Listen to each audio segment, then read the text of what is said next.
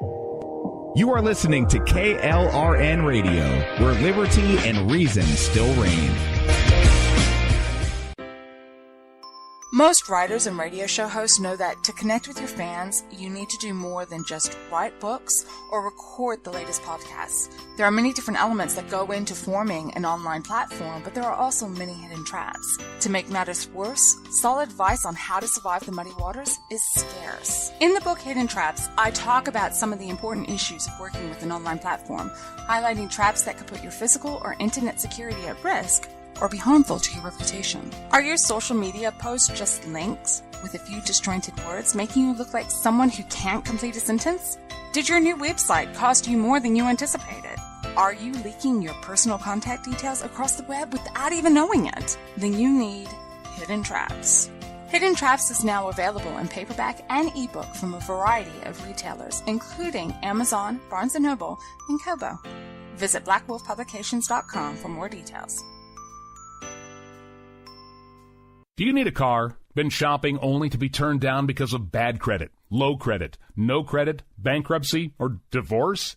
Guess what? Today's your lucky day, because now you can buy a car, truck, or SUV, just about any vehicle. It's true. Bad credit doesn't matter. No credit doesn't matter. Bankruptcy or divorce, it just doesn't matter. As a matter of fact, your job is your ticket to your new vehicle. We're Auto Credit Express, and we've helped thousands of people just like you.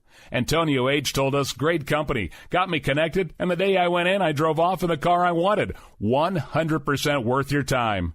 Need a car? Get started now and drive off as early as today. Just text FINANCE, FINANCE, to 357-911 right now to get started. That's FINANCE, FINANCE, to 357-911. Auto financing the easy way. Text FINANCE to 357-911. KLRN Radio has advertising rates available. We have rates to fit almost any budget. Contact us at advertising@klrnradio.com.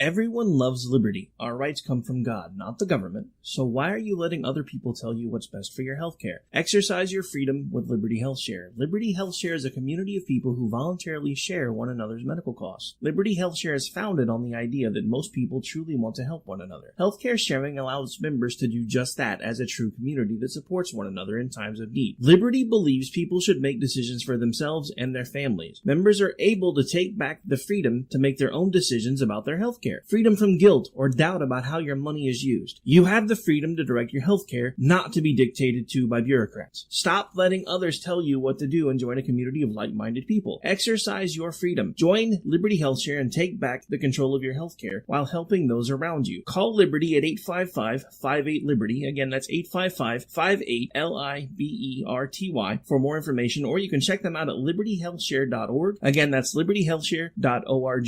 My son was in the Army back during Desert Storm, but even then he wanted an MBA. He looked at a dozen schools, but only one offered the online education and flexibility he needed while he was in a tent in Iraq. Grantham University. Turns out that Grantham's been delivering affordable, relevant college and advanced degrees for over 65 years. Heck, if they can deliver a quality education to a soldier in a tent overseas, think about the flexibility Grantham can offer you so you can earn your degree too. It doesn't matter how complicated or full your life is. If getting a degree is on your bucket list, you'll want to do what my son did. You'll want to call Grantham. Find out how easy it is to get started on your education so you can check that college degree off your bucket list. Call Grantham right now. 800-910-1370. That's 800-910-1370. Flexible, affordable, relevant. Call 800-910-1370.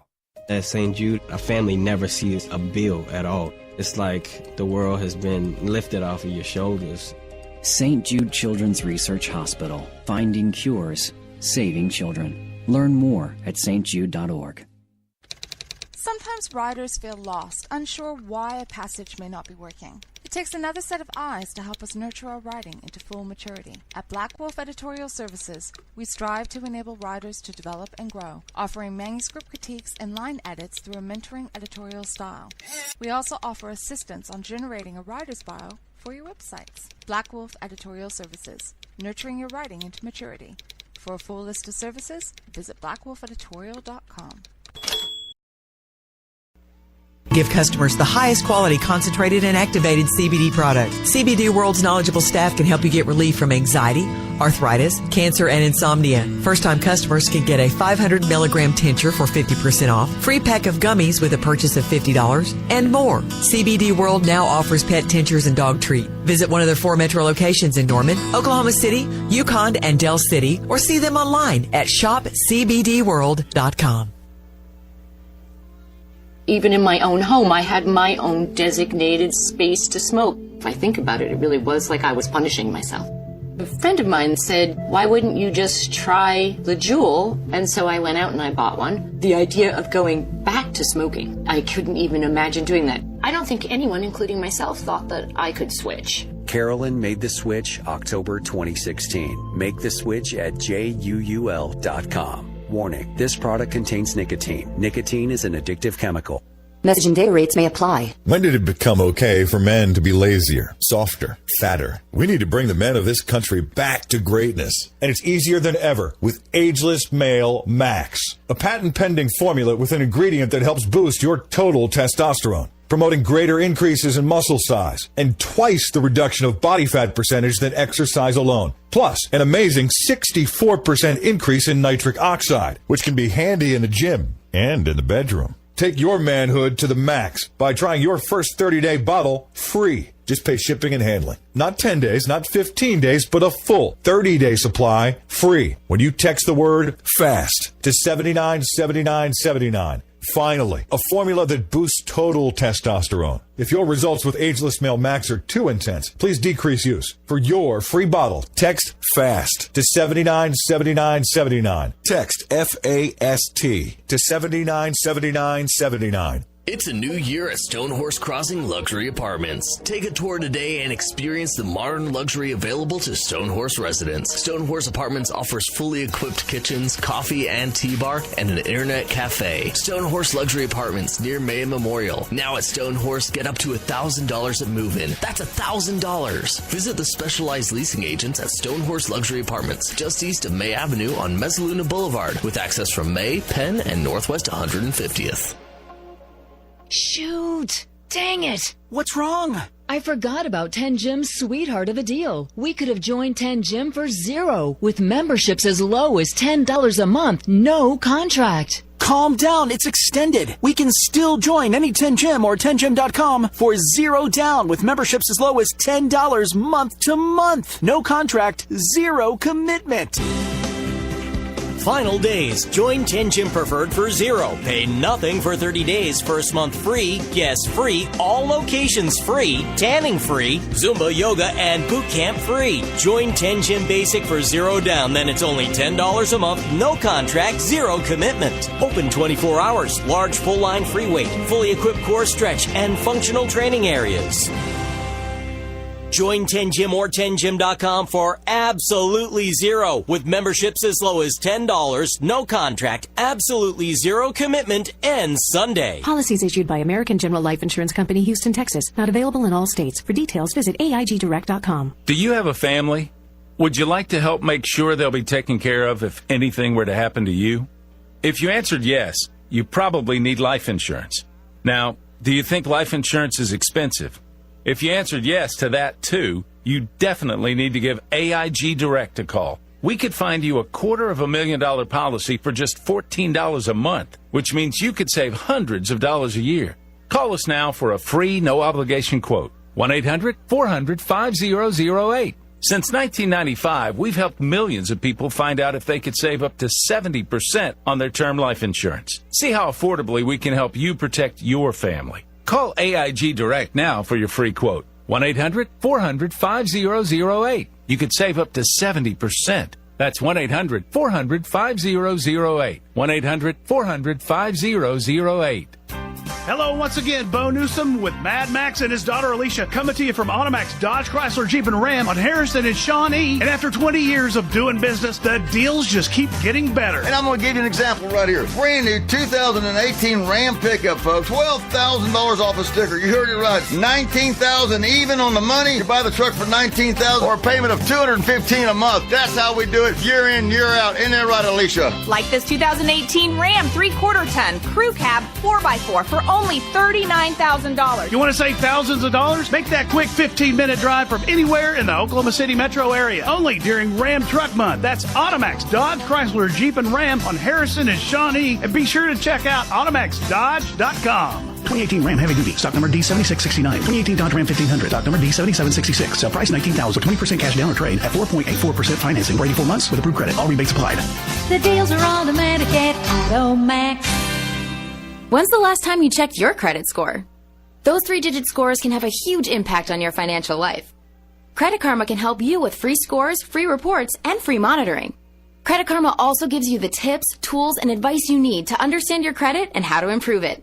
You can even spot potential errors on your credit report. That can mean better interest rates on loans and credit cards, which can save you thousands of dollars in the long run. Signing up is completely free, no credit card needed. Visit creditkarma.com or download the Credit Karma app now.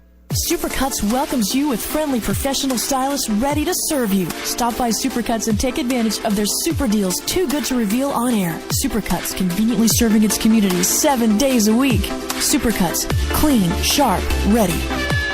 Everyone knows basketball has taken over the state of Oklahoma, and everyone at Rock Solid Security wishes the best of luck for your favorite team throughout the season. Whether it's your favorite local team, college basketball, or even the pros, winning is the result of teamwork, and Rock Solid Security has the teamwork you're looking for and has the best line of defense to protect your property, your employees, and your investments. You can score some peace of mind knowing you're safe with Rock Solid Security. Call 364-2527. That's Rock Solid Security. They're rock solid. Even in my own home, I had my own designated space to smoke. If I think about it, it really was like I was punishing myself.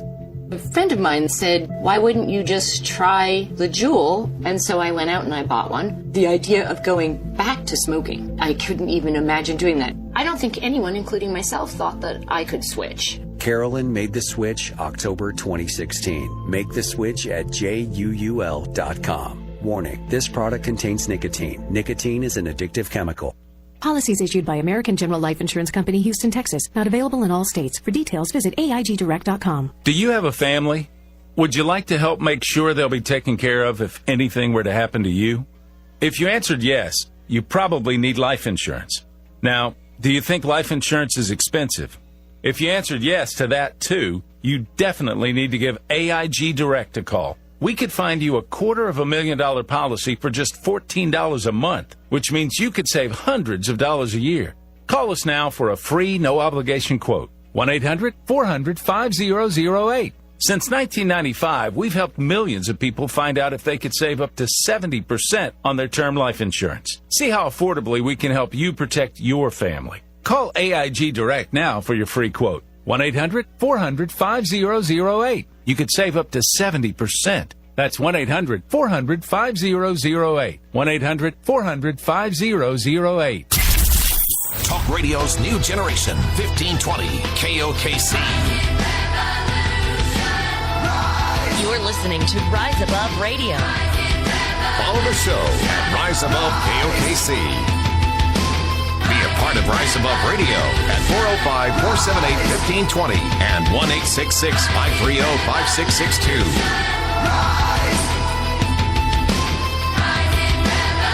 It's time to Rise Above. Hello and welcome into the show, Rise Above Radio, 95.3 FM, 1520 AM, KOKC in Oklahoma City. Also, you can catch us on the iHeart app, your Alexa device, KLRNradio.com. Thank you to Rick Roberts for picking up the show, man. I appreciate it. And then soon you'll be able to hear us down in the area of southeast Oklahoma and even some parts of southwest Arkansas, man. So very cool stuff. We got a guest that's on the phone today. This cat, man, I don't know him from Adam, but I know his story. Some of it, we're going to hear all of it today. But Gerald Mahoney joins us all the way from California, brother. I watched that video, man. And as I told you on the phone this morning, man, woo, You got one heck of a story, dude. You're a walking miracle, aren't you? Yes, sir. Thank you very much. I really appreciate that. It's been a long journey, yes. Now, you and I, we have one thing in common. Well, I'm sure a couple of things in common, but one of the things is that alcohol was our drug of choice, man. And I talked to you on the phone earlier today about how, I had that hypocritical attitude, the addicted mentality of like, why would anybody ever want to take a handful of pills, or why would anybody want to put a needle in their arm or something up their nose? But I would drink like a fish the entire time, and it sort of seems like that was your deal, also, wasn't it? Yes, exactly.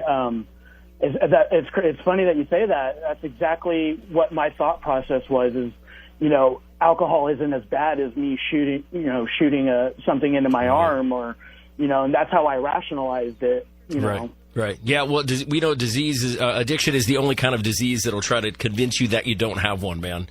Now, I want to. Exactly. How many days? Let me just hit it like this. Well, you know what we should do? Let's talk about what you're doing now, and then we'll backtrack it a little bit, brother. But because you actually just had some big news this last week, wasn't it? Yes, sir. Actually, on February 14th, I finished my medical assisting program at San Joaquin Valley College. Oh, man. Outstanding, dude. And then are you, so what's next? You do I'm going to get it totally wrong, but like an internship or something, or what? My school calls it an externship. Okay, right on. And so I'll be going into a spinal surgical center. I'll be doing 160 hours of extern work there. And hopefully I get hired after that. Yeah, man. Well, I'll tell you what, dude. You and I haven't met face-to-face or anything, and I just, from social media, I saw you post about your recovery, dude, and I connected, said, you got to come on the show, man. But I feel like I've made a brother for life, because this is going to change some lives. And what we try to do on the show is we want to inspire, not impress. We want to be effective, not famous. And I can't wait to hear what's going on with you. So let me just ask you this, and we'll get into the story. But what you went through, is that a reason why you were going into the spinal, that part of medicine?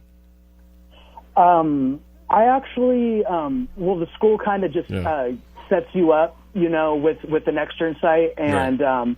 You go in and you interview. And if you like it there, that's what you do. And yes, I do really like, this is a very great starting point for me, because, all these people are going to be coming in really scared about having spinal surgery. And I didn't have spinal surgery, but I have recently been through a lot of surgeries myself. So I know I can relate with them and just, hopefully just help keep them calm through the process. Yeah. Well, man, how long were you in a coma? Let's start there. How many days? 13 days. I was in a medically induced coma. And how did, what's your story, brother? How did you get there, man? Well, so it started on August 18th, 2017. Leading up before that, I hit rock bottom. I was drinking cheap vodka, pretty much anything I could get my hands on at that point. Oh, sure, man. Yeah. And I woke up on August 18th, and I felt something different. It wasn't like my normal hangover that I would normally have. This was something entirely different. Just from my stomach, I could feel like my organs were shutting down. And throughout that day, I was like, I'm just really hungover. I'm going to have my drink in the morning, and hopefully, that'll help settle my stomach. Right. My body just completely wouldn't allow anything in it. Water, nothing. As soon as the water or alcohol went down, it instantly came back up. Right. And that's when I knew something was wrong, when my body wouldn't even accept water at that point. So knowing I didn't have much time, I was getting weaker and weaker, and, coming in and out of consciousness, I made the decision that I wasn't going to wait on an ambulance. So I got in my car, said a prayer, and, searched for the nearest hospital, which was about 6 miles away from me, but I had to get on the freeway. While driving there, I just remember being in the slow lane and like falling asleep and just praying to God, just keep me awake, just get me there, please don't make this an accident. And he got me there. Right. And did you did you have any did you have a spiritual walk before that or anything? Or I've always had a relationship with God. Yeah. you know, growing up, my grandmother always took me to Sunday school. Sure. You know, I was involved in youth group, but nothing like this before. You know, Right. I kind of lost my way with God. You know, in my drinking days. Yeah. But towards the end, I did a lot of praying for Him to help me. Oh, yeah, because man. I knew something was wrong. It's that surrender, man. Yeah, absolutely. So Yeah. you're driving. So luckily, I mean, you were concerned. Did you feel like you were dying there in the car where you were driving, man? Did you feel like? Oh yeah. I was looking in the mirror, and I've never seen my face so pale, and I was just dripping sweat like I just came out of the shower. Yeah. I just knew, looking at myself, I was like, I do not have much time. I need to get help fast. Yeah. So you made it there. You made it to the hospital. What happens next? Yeah. And as soon as I walked in, the emergency room was packed, and I was really scared that maybe I wouldn't get seen right away. But the nurse, as I was walking up, I was falling into the walls, and she ran around the desk and got me a wheelchair and instantly wheeled me in. Wow. And I started to tell her, you know, like, hey, I have a drinking problem. I think I might be going through some kind of a withdrawal because I can't even hold liquor down. And she was like, yes, this is very serious. You could die from withdrawal alone. Yeah. And I don't remember much after that. I remember telling her, because she kept coming in and out of the room, I told her, please don't leave me. I think I'm going to die. Mm-hmm. And that was the last words I remember speaking. And still to this day, I want to go back to the hospital and find out what happened. Like, I'm not sure if I, just passed out myself or if they put me in the coma. I still have a lot of answers, or questions I need answered. Did you, when you went to the hospital, was it, if you could remember when you said I have a drinking problem and everything, how were you received? Was there compassion and stuff, or was it?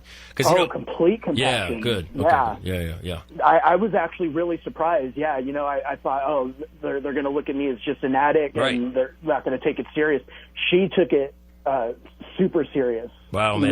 And that was a blessing. Wow, unbelievable. That's awesome. So you, the question is, did you pass out or lose consciousness, or did they medically induce you? This time, were you in a bed already? And I was in a room, in the emergency room, and I was dry. They were like, try to drink some water, and I'm like, I'm going to just throw it up. And I was just sitting there dry heaving and falling over, and they finally laid me down. And I don't remember anything after that. Right. So, and now you and I on the phone, man. What do you remember from being in a medically induced coma for almost 2 weeks? Right? What do you say? 13 days? Yeah. You remember from being? Explain it, because I was everything. Like, what? Okay. Yeah. I remember everything. And it, I don't want to scare anyone, Sure. but it was nothing like I've ever heard before. It was one big nightmare that I couldn't escape from. I remember at one point, like when you're in a nightmare and you're in that nightmare, you could, close your eyes or pinch yourself awake. Yeah. And I would actually try to do that, but I would either open my eyes and just still be right in that nightmare with the people still coming after me, or I would restart the nightmare and go back through everything. And it was the same nightmare, and it was just one constant me running for my life and constantly, running from people trying to, torture me. It was the scariest thing I've ever experienced in my life. And at one point, I did think, I had died and this was hell. Right. And I just at that point tried to accept it and just fight my way through as long as I could, and just see what would happen. Yeah. It's Rise Above Radio on 95.3 FM, 1520 AM, KOKC here in Oklahoma City. We're on Facebook Live. You can go to KOKC Radio, as well as many other platforms that we're able to share this on. Gerald Mahoney joins me, and he's calling in from California talking about his story. And, man, the pictures, the video of your transformation and everything, I told you I sent it to a buddy of mine, and he is like, that is something that I've never seen anything like it before. He's got 30 years of sobriety, man. He's been doing this stuff for a long time, and he's like, this guy's a walking miracle.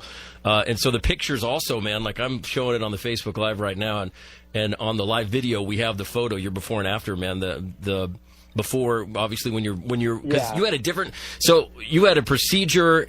And then you had a second time. I know I'm kind of jumping down a rabbit hole, but so you were in the coma. When you got out of the coma, you had to go back. Actually, start there when you get out and you wake up, and then you had some complications and you had to go back, didn't you? Oh yeah. So after I woke up, I couldn't move. I couldn't move my hands. I couldn't. I had a breathing tube in, and for 6 days I hallucinated. And we could talk about that more later if you'd like. Yeah. But after I got out of ICU, they actually just sent me home, and they were like, okay, if you end up getting a fever, or if you start feeling really sick, come back to the emergency room. So What'd they diagnose you? What'd they diagnose you with? Anything? Acute pancreatitis. Was it led on by the drinking? What did they say, or did they? Yeah, okay. it was directly the main cause was the drinking. But there's something that I also need to look into, because 3 months before I went into my coma, I actually had major knee surgery done. And not once do I remember the doctors doing. I was 260 pounds, and I was looking really unhealthy. I don't remember them ever testing my blood or checking to see if there was anything wrong. Right. Yeah. They basically just did the surgery and they're like, oh, he's young. He should be fine. Right. Yeah. So, the pancreatitis, I'm now type 1 diabetic because of it, without my pancreas working. So I'm now insulin dependent on that. Yeah, I know somebody that was just diagnosed with that. Yeah, man, same boat you're in. Yeah. But going back, after I was at home for about 6 days, and I noticed that I was starting to get really warm, and just happened to check my temperature, and it was 103. So my mother rushed me back to the emergency room in Modesto, where I've been staying with her, because it's right next to my hospital. And they had to get an ambulance and send me back to Sacramento to my original hospital that was taking care of me. And that's when they were like, all right, we're going to have to do surgery now. We're going to have to go in and take out part of your pancreas. And that's when I spent close to a little over 2 months in the hospital after that. What was going through? I mean, where were you at mentally with that, man? I mean, did you? Here we go again, or were you still just sort of in a funk the whole time with it, or? I was in a funk the whole time, from like what my friend said and what my mother said. The lights were on, but no one was home, is what they would say. I got you. Yeah. Basically, I was just in this haze, and I was coming off of so many drugs that they used to sedate me. Yeah. They had me so heavily sedated, and that was another thing. I was forcing myself awake out of the coma, and the doctors were like, "Does he do meth or because no one wakes up the way he's waking up?" And that was me fighting. Right. So they're like, his body is not coma. Yeah, they're like, his body's not responding to the drugs the way they normally do. This guy must be doing some hard stuff because you keep waking up. Is that what? Okay. Yeah. Wow, man. And then so when were the hallucinations? Was that prior to the second trip to the hospital, or was that after, when they went in and kind of shaved off some of your pancreas? I guess is basically if that's right, what they did. You still have one, correct? I mean, I don't think you can live without one. I don't know. As far as I know, that there's part of it in there. Yeah. But when I talked to the doctor, she described it as black cottage cheese, as what she was pulling out. It was like coming through her fingers, and it was just toxic. My pancreas was eating itself. Yeah. Well, and somebody might be like, that's disgusting, but man, this show is to try to. How long did you run it pretty hard, man? How long was your drinking career? I would say obviously, it probably started around 14 or 15, like most teenagers. Yeah. But it didn't really pick up speed until after I turned 21. Right. Yeah, because it's able to go to bars. Right. It's a rite of passage. myself. We're 21. We have to be complete idiots and ruin our. Yeah, totally, dude. That was for me. It was like, now I'm 21. I've arrived, and then So exactly. Well, so the nurse described to you that they took out quite honestly, a mess of your organ there, the pancreas, right? And then you. Yeah. So how long was that stay? You say it was 40-something days. Yeah, everything. So from start to finish, August 18th was my first day going in. I didn't leave the hospital until like mid-November. Yeah. Till everything was said and done. After all the surgeries were all done. Wow, man. It's Gerald Mahoney joining us from California, calling into Rise Above Radio, sharing his story. The video, I'll post it up on the KOKC radio page. But the videos? When you sent it to me, bro, I mean, I was like, I had to take a step back and grab a tissue, man.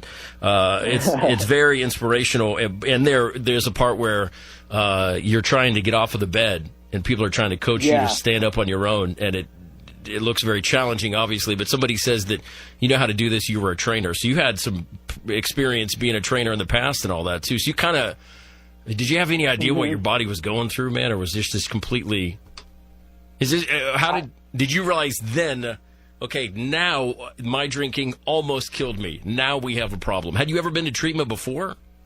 No. I had tried to reach out a couple times. You know, I told my friends, you know, how bad my drinking was getting. Yeah. And, you know, I was really on my own. I was too scared to tell my family how bad my drinking had gotten. So I basically just did it alone, and I called suicide hotlines, and I called rehab centers. I wasn't suicidal. I was just looking for someone to talk to that didn't know me. Yeah, just reaching. Anyone that would listen. Just reaching out. Yeah. Yeah. All right, so but, go ahead. The hallucination, that started the day I woke up from the coma. For 6 days, I stayed awake and just night and day hallucinated horrific, torturing things. Like in the video, like you said, of me sitting up, I had the breathing tube in, and I couldn't tell my dad that it felt like my hips were dislocating. It was so painful for them to sit me up like that, but they were forcing me to do it, but I couldn't tell anyone how bad it was hurting me. Wow, man. And just had to go, you know, just had to do it, you know, and with the, you know, I just had to go through that. Man, in the video it looks like it. I mean, I was trying to imagine what it would be like. And you were a big dude. You said it yourself, brother. So it looks like it's challenging anyway. And then to know what was going on, man. So how long after 45 days in the hospital, man? What happens next? How was your body recovering? It was an insane process. After I got home officially. You know, thank God for my mother. You know, she was such a blessing. She, you know, would come in every day, you know, and would rub my legs down because I had really bad nerve damage in my legs from the diabetes, and I couldn't get out of bed.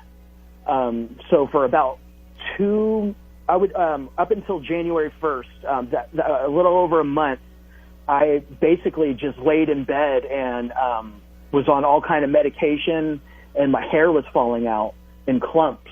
Wow. Like I would run my fingers through my hair, and just handfuls of hair were coming out. And I remember just laying there crying that, you know, this was it. You know, my hair's falling out. I had dropped 100 pounds in less than 2 months. Yeah. Why was your hair falling out? Just the result of... I think it was a lot to do with the medications that I was on, you know, because I was on so many. That's the only thing I could think of, other than, you know, possibly just completely stressed out, you know. Yeah. You know, I had a lot of time to just lay there and think of all the bad things that, you know, that I did and that I went through. And, you know, I was reliving all my nightmares, you know, for a long time. It was really, really difficult. Let me ask you this, man. Were you mad at God at all during this time? No, not at all. Yeah. I thanked him when I finally came to, and I was able to think a little bit for myself.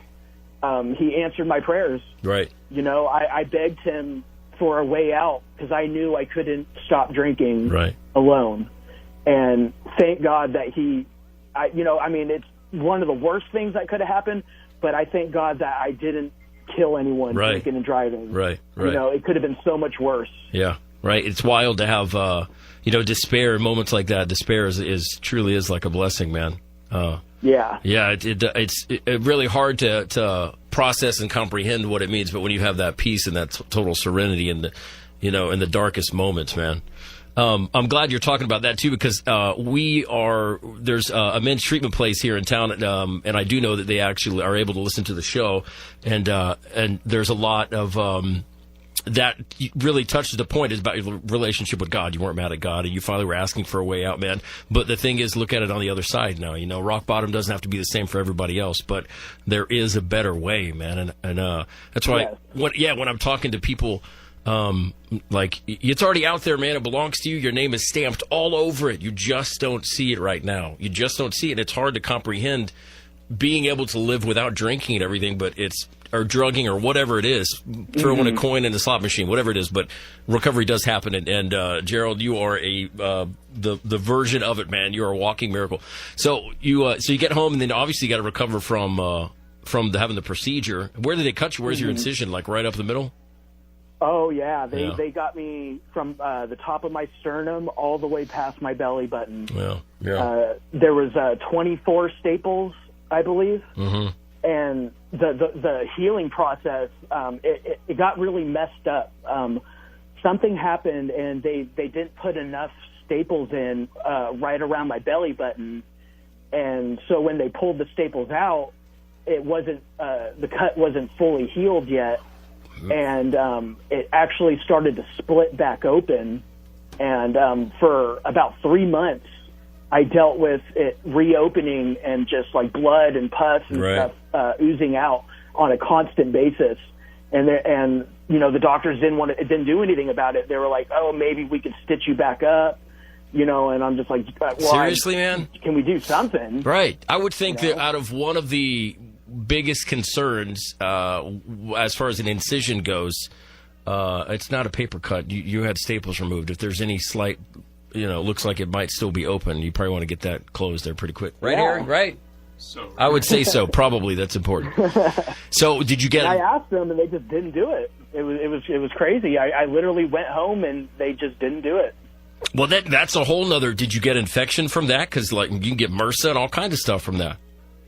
Me and my mother were on top of it. Yeah. We were cleaning and changing my gauze pads, every couple hours. Right. But I was also taking care of a drain that was put in. They had I had a tube going into the side of my stomach that was still pumping out toxic stuff from my pancreas. Man, because it was still that I had to go home with. Yeah. What did that was tough. Oh, I'm sure, man. So what was it? Just helping make your pancreas keep operating, or was it still kind of detoxifying your body and everything too? It was detoxifying the pancreas area. Oh God, I don't even want to go into the smell. The smell and the look of it just looked like death. Right. That's all. That's the best way I can explain it. And it just didn't look like anything that should be in your body. Right. That's a lot of pressure we put on our bodies, man. I mean, like when I had a couple of months of sobriety under me, and anyway, I went to the doctor and said, check everything out, do the whole blood panel on all of it. And yeah, luckily, I mean, we're in good shape, but yeah, we put a lot of pressure. Your liver's got to process, well, hell, dude, you're in medical now. Yeah. So it's, you know what I'm talking about, man. You put a lot of pressure and stress on your body. How was your liver and stuff, man? Were all the other organs, your heart and stuff, okay? Everything was fine. From what I was told, my liver basically just sent the alcohol. It wouldn't process it anymore, so it sent it to my pancreas, and that's how it attacked my pancreas. From what I was told. Yeah. They never really. They told me my liver was doing bad, obviously, but they never were really worried about it. Right. From what I remember. Right. Well, don't get it wrong. I mean, they're resilient ones, but man, that's one of the. Oh, like I used to smoke when I drank, man. And somebody asked me about the last time I had a cigarette, and so I used to. I would look at a picture and be like, I want to know what it does to my body, man. I had to learn. I had to nerd out on all this literature and find out what I was doing to myself. Yeah. It was horrible, man. Well, so you the recovery and stuff. Luckily, you didn't get infection and all that. So how did you? How long did it take you to sort of bounce back a little bit? I mean, I saw the photos where you were more present in family gatherings and things like that, man.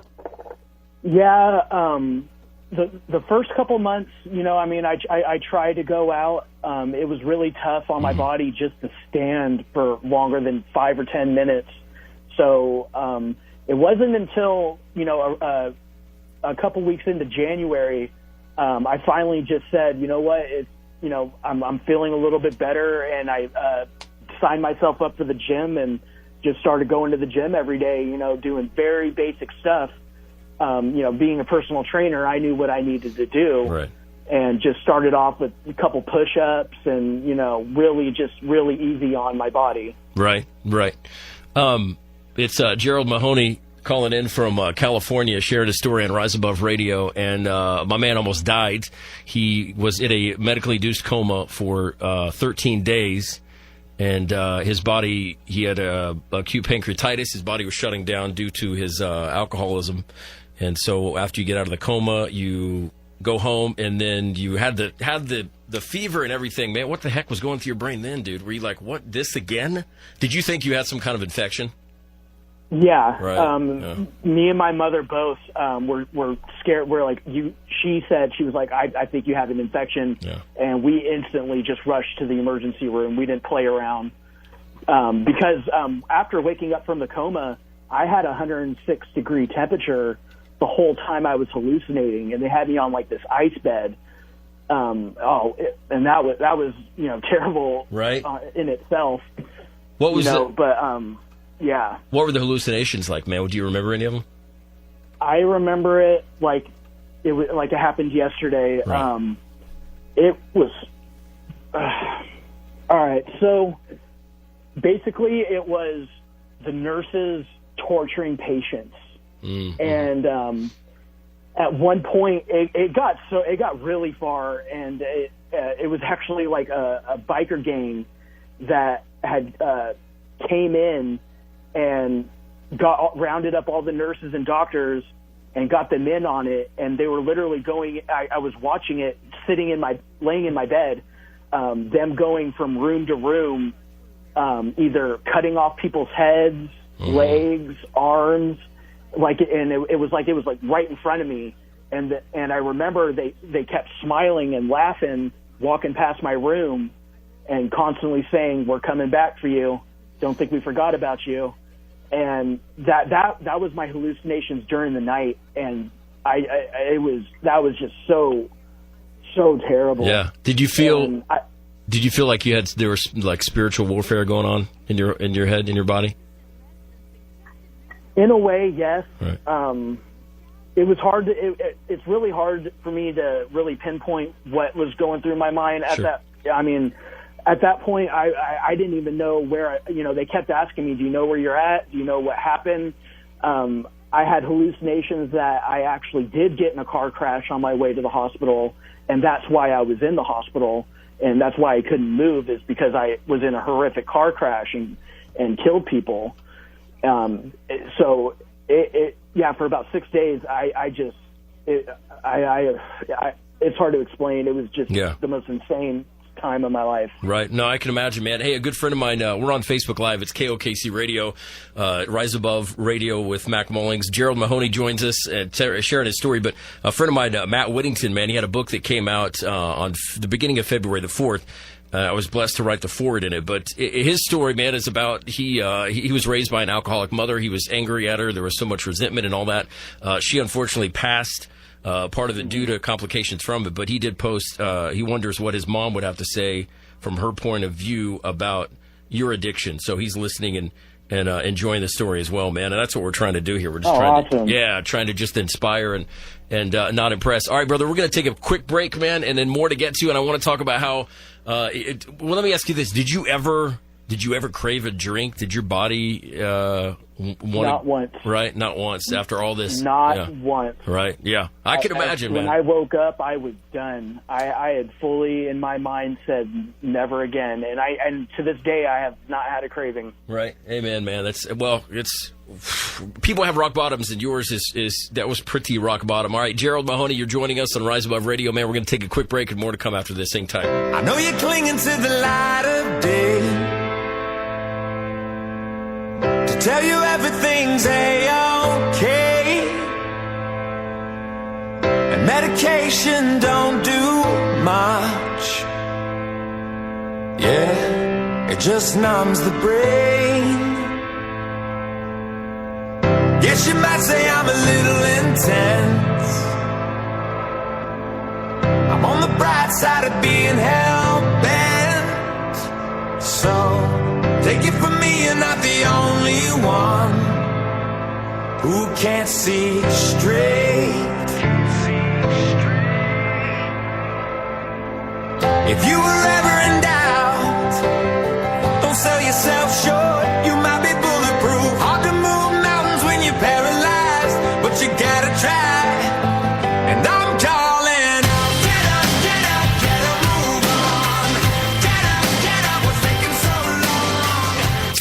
This is the home of talk radio's new generation, KOKC. CBD World is your natural alternative to healing. They strive to give customers the highest quality concentrated and activated CBD product. CBD World's knowledgeable staff can help you get relief from anxiety, arthritis, cancer, and insomnia. First-time customers can get a 500 milligram tincture for 50% off, free pack of gummies with a purchase of $50, and more. CBD World now offers pet tinctures and dog treat. Visit one of their 4 metro locations in Norman, Oklahoma City, Yukon, and Del City, or see them online at shopcbdworld.com. Sooner Nation, the Big 12 basketball season is upon us, and the best basketball in the country comes through the LNC, home to high-flying hoops. Manic down low, money got deep, watch out, two-handed hammer, knock down threes, shoots a three, oh that's pretty, and of course, Sooner Magic. Lob backdoor Manic, flushes it home! You belong here. OU basketball hosts Texas on Saturday, February 23rd at 11 a.m. Visit Soonersports.com/tickets today. Shoot! Dang it! What's wrong? I forgot about 10 Gym's sweetheart of a deal. We could have joined 10 Gym for $0 with memberships as low as $10 a month, no contract. Calm down, it's extended. We can still join any 10 Gym or 10gym.com for $0 down with memberships as low as $10 month to month. No contract, $0 commitment.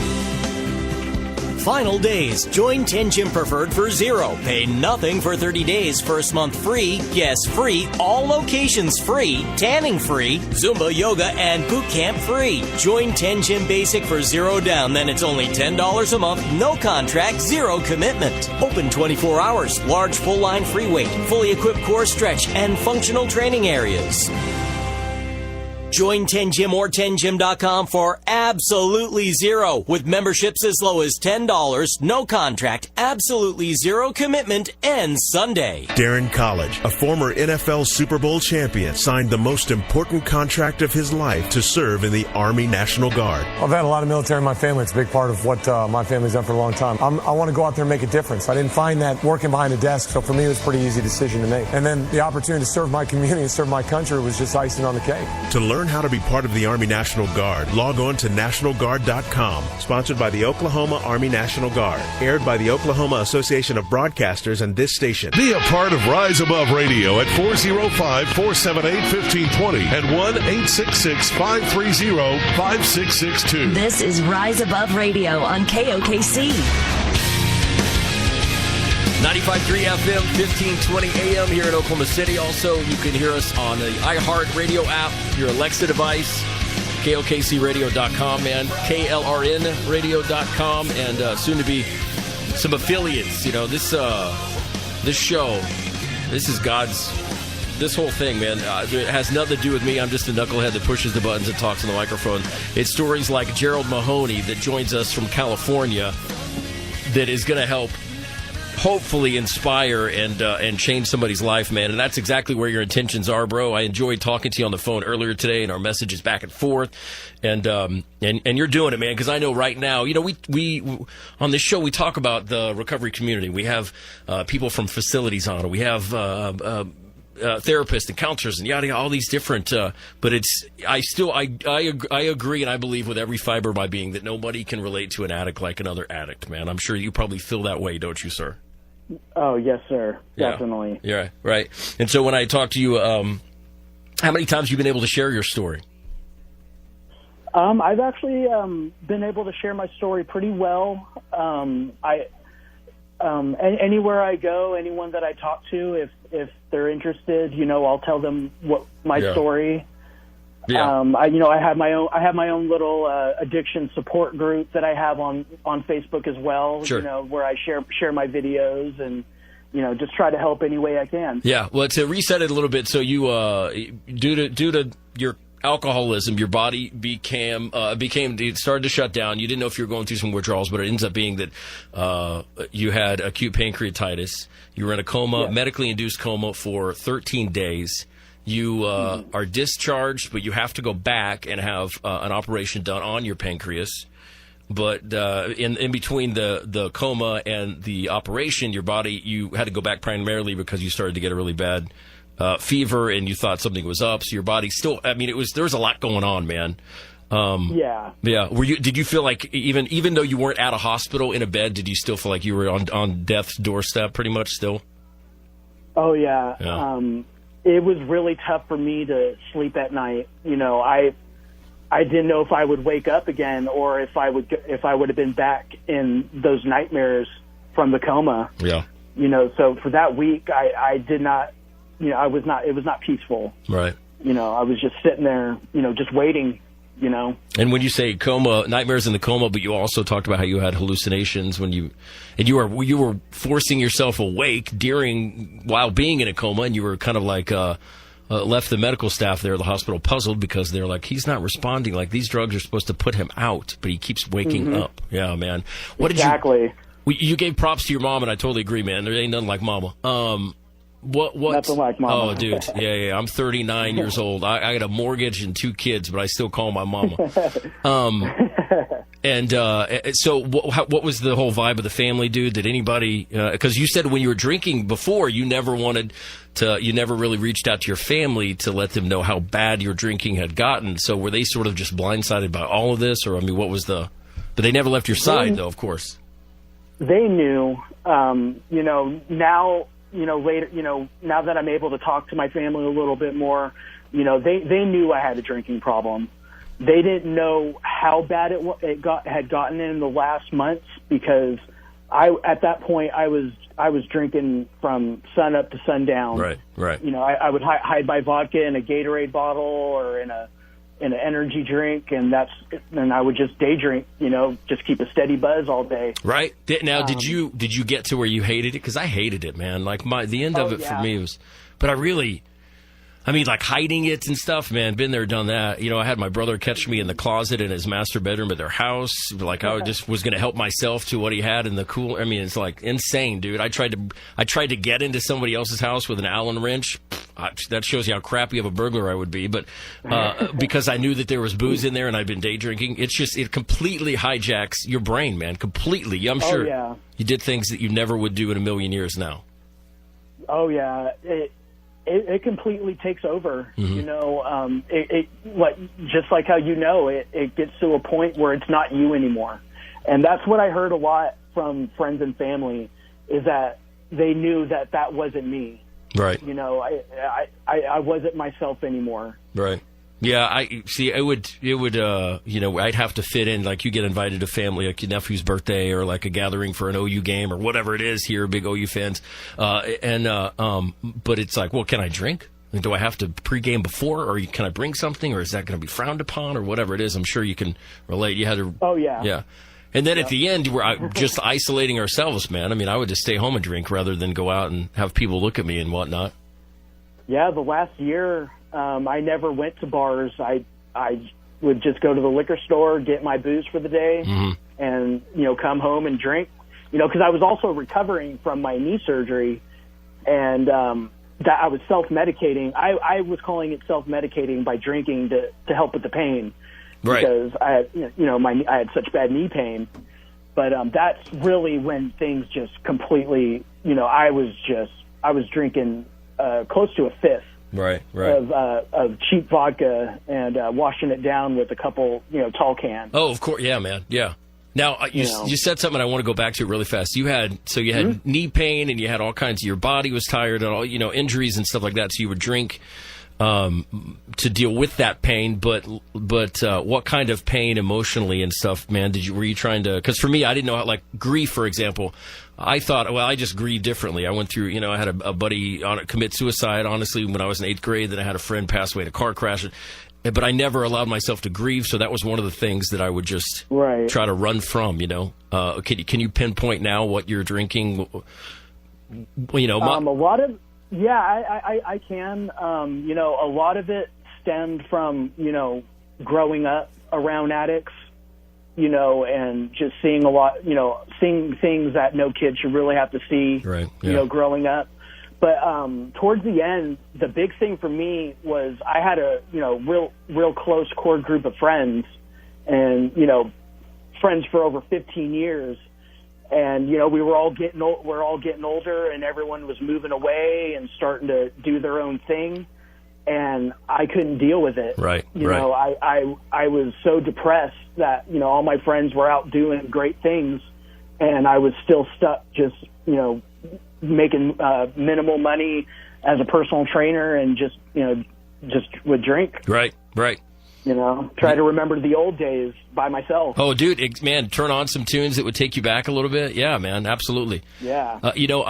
This year for me will be 20 years since my high school, and I got my GED. I didn't graduate high school, but 20 years since the senior year in high school. And so 10 years ago, I went to my 10th, the 10th anniversary reunion or whatever you call it.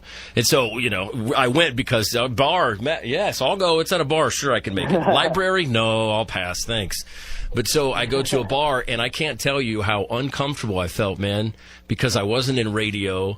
I had been laid off because of budget cuts. I was ironically working a job doing delivery, helping deliver beer. And so, man, I proceeded to get hammered. And I was telling my wife this the other day. I proceeded to get hammered just to kind of erase all the uncomfortable. And I thought, well, if I get drunk, then I'll be able to really, really feel cool about it.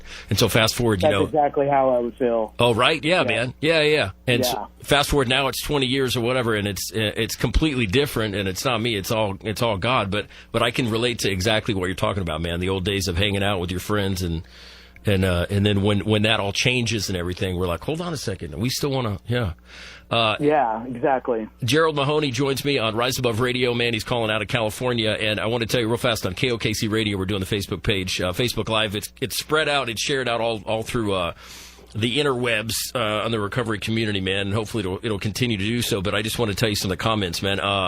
Let's see. Chris Gar says, I went through something similar with drug addiction and drug-induced coma for over 30 days. I absolutely believe that it was a spiritual warfare and that I was experiencing hell, and it was life-changing for me. Also, wow. Kimberly Moeller says it's a miracle, and she's curious about your support groups, meetings, and if you cut ties with your close drinking friends, because that's another thing we were kind of touching on, man, is that you have to, we say nothing changes if nothing changes, and the only thing you have to change is everything. So how do you stay sober?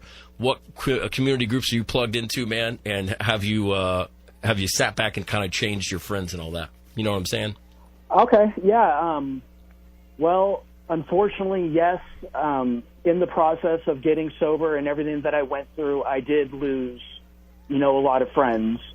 I think it was more so, they really just didn't know how to handle what I was going through, and scared of seeing me go through that, or me possibly dying. But yes, I did lose basically all my friends. Yeah. I had a couple really great ones that that never left my side. My brother Victor, if he's listening, he came more than anybody. Yeah. In the coma, and more importantly, when I got out of the coma. That was another really kind of tough thing. I didn't have any friends come and see me after I woke up out of the coma. Right. Or in my entire stay in the hospital. No one came except for a couple friends. Right. And, so, that was very difficult. And prior to recovery, that's the kind of stuff we would take personal, Yeah. Nobody loves me. Why are they not here? I'm not important enough. Things like that, right? It took a lot of months, and it took, advice from my girlfriend to, realize, everyone deals with stuff like this in their own way. Yeah. And true friends will come back. Oh, absolutely, man. And by the way, speaking of your girlfriend, man, you outpunted your coverage, brother. Well done. Good job, sir. Oh, thank you. Hey, I do want to, so Facebook Live, KOKC Radio, the Facebook Live, we got a hello from South Africa and Australia. Also, Mike is listening from Detroit. He's been clean for 7 months. Mike, you're a rock star, brother. Appreciate it. A good friend of mine, we call him Hightower, man. Hightower is checking in from New York, and he says it makes him feel like he's not alone. Good stuff. 2.5 years sober, and he remembers all of it, what you're talking about, man. So. Awesome. And again, the show, man, that's we hope to inspire and share stories like yours, man.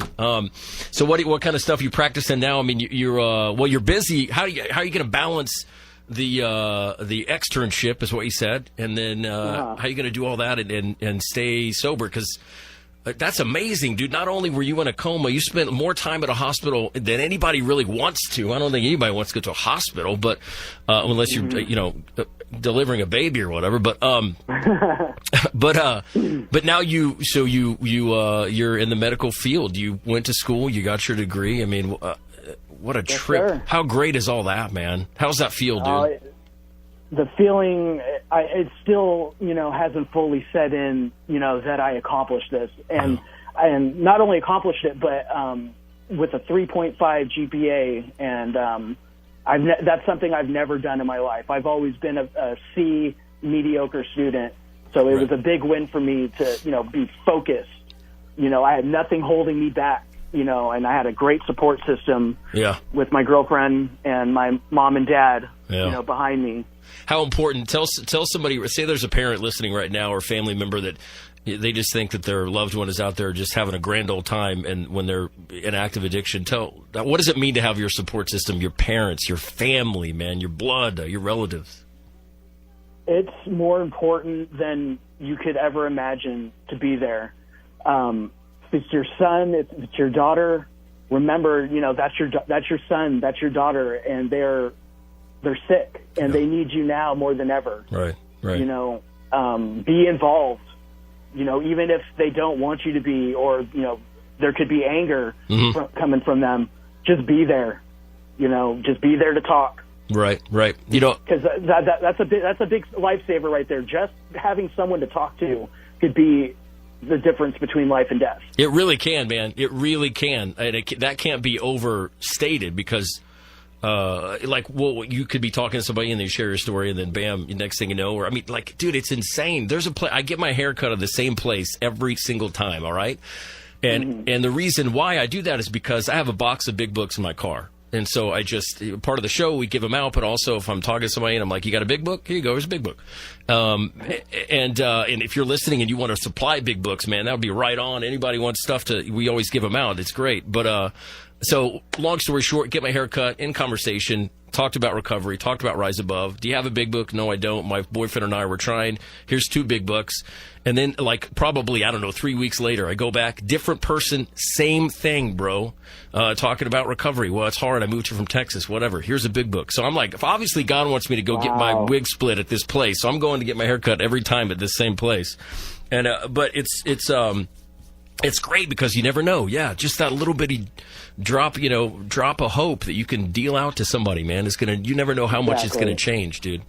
And like this, bro, exactly. you contacted people to tell them that you were going to do this on the show and share it, your story, and we shared it out on different things. But, the radio nerd in me, sometimes and you can ask Harry, the producer Harry, I'm like, man, I wonder, we haven't had a call or whatever it is, but it's because we're talking about something that not everybody wants to raise their hand on, man.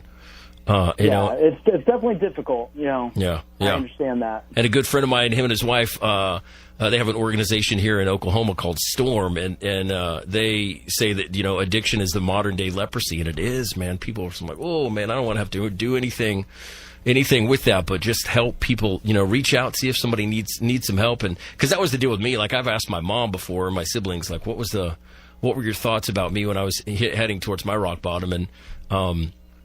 And they were like, we didn't know what was going on, man. Because I isolated. I didn't really, answer the phone, or I would try to start to give away my stuff. You know what I mean? And my brother called me out. He's like, why are you trying to give away all your stuff to your nephews? And so anyway, dude, you never know. Somebody says they're all right. Sit down and ask them if they're all right, because you don't really know until you get to the bottom of it, man. Diane says big book. I'll get you a big book, Diane. Shoot me an email. It's Mac Mullings, MacMullings on Facebook there, and you can let's see, Mad Love from Detroit. Gerald Mahoney joins me on Rise Above Radio, man. Well, brother, you know what? I don't want to take any more of your time. I know you and the girlfriend had a great time last night out at a concert, so now you probably got No, you went to a comedy show, didn't you? What's that like, being able to go? Yeah, so you go out to different... Is it hard for you to go out to places? It was a comedy club, of course. They have libations and everything, man. How do you keep yourself sober in those environments? It's very difficult for me to get out into big groups of people like that, and it's not because for fear of wanting to have a drink. I literally, and to go back, I have just zero urge. I look at alcohol and it doesn't even faze me anymore. It's not even a thought in my mind to pick that thing up. Right. What do you see when you look at it? What do you see? If you look at I don't see it, a blur. Like if I'm somewhere and everyone's got a beer or drink in their hand, it's like it's not even there. I don't even focus on it. Isn't that a trip, man? I'm focusing on people. I'm looking people in the eyes. And enjoying people's actual company. I could care less about the alcohol. Isn't that cool? Like I texted you last night when you were walking out the door with your better half, and I said, the great thing is that on Saturday morning, you and I don't have to feel like hell anymore. We'll be able to call each other and talk. Yeah, man. Because it's an amazing feeling to wake up like that every day now. Yeah, it is, maybe because I was talking to a buddy one time, man, when I was playing with the idea of getting sober and was not ready for it or whatever. But he told me, you could put all my favorite bourbons and whiskey and everything on this bar, and then a gallon of milk in the middle. And right now, all I would see was the gallon of milk because I don't, And he had right. And so I'm like, wow, that's insane. But it's the same thing. Like people ask me, because I co-host an afternoon show here on KOKC in Oklahoma City, and we talk local politics and stuff. So they changed the liquor laws here, so now you can get it on Sundays and yada yada yada, all this stuff. And so I had the question asked one time, well, do you hate drinking and people that do? I'm like, no, man, I don't have a problem with them drinking. I have a problem with me drinking. I have no cutoff switch. I'm a true alcoholic, man. You want to see insanity, keep feeding me drinks and I'll act like the person you never thought I could be. But now it's like it doesn't even and I'm always conscious, as you are too, man. We're always well aware that it could, but at the moment right now on Saturday the 16th of February at 3:06 in the afternoon Central Time, I don't want to have a drink of alcohol, man. And I couldn't be happier about it. And I'm with you, brother. And actually, in 2 days, I will be a year and a half sober. Wow, man. That's outstanding, man. So what are you going to do to celebrate, dude? I don't know. The girl's been talking about maybe going out and seeing a movie. Yeah. Maybe taking a trip down to Valley Springs. Right. That's the crybaby chip is what somebody told me, man. 18 months, the crybaby coin. And it's so funny. So they were like, why is it? I shared my story on Thanksgiving night, this last Thanksgiving, man. And somebody, a buddy of mine was chairing the meetings on Thursdays, and he was like, man, it's actually Thanksgiving. I just realized that you don't have to if you want. And I thought, man, there's no better place. And there's nothing more I'm thankful about, because without sobriety, I don't have anything, dude. So I would love to share how long I got. Yeah. And so, and I was there, and it actually was 23 months for me that night. And so anyway, the crybaby coin, I said, give me one of those 18 months crybaby coin. Well, brother, I'm definitely a little emotional about my sobriety. I mean, it means a lot to me. Well, Gerald, you almost lost your life, dude. You were on the doorstep of death, without a doubt, man. I've seen the photos on the Facebook Live video right now. I have the before and after. The before is the close up with all the tubes out of your mouth, bro. The one you're trying to walk again. And then the other one there, the comparison, you're holding a clipboard and you're happy as a clam, dude. You got a huge grin on your face and loving life, man. Loving life, brother. Well, dude, yes, listen, sir. And I love you, brother, and I'll be in touch, but I appreciate you sharing your story, man. And I'm going to get this video out, and we'll share it some more. But you're welcome on Rise Above Radio anytime you want to, man. I appreciate that, sir, and I will definitely be in contact with you. I am here, and to everyone listening, you can always message me. I'm always here to listen, Yeah. I'm here to help, just like you guys, and together we can help. We can make a difference. Absolutely. Hey, Patty says really fast, I just love Jerry. He's an inspiration to those around him. I'm so proud of him, man. Yes. That's it, brother. Well, God bless you, brother. I'll talk soon, man, but you take it easy. God bless. You got guys it, brother. Have a blessed day. All right, man. Thank you, sir.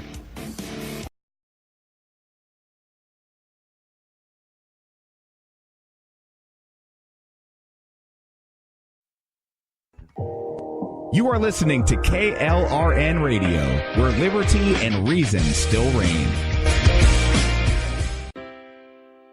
Most writers and radio show hosts know that to connect with your fans, you need to do more than just write books or record the latest podcasts. There are many different elements that go into forming an online platform, but there are also many hidden traps. To make matters worse, solid advice on how to survive the muddy waters is scarce. In the book Hidden Traps, I talk about some of the important issues of working with an online platform, highlighting traps that could put your physical or internet security at risk, or be harmful to your reputation.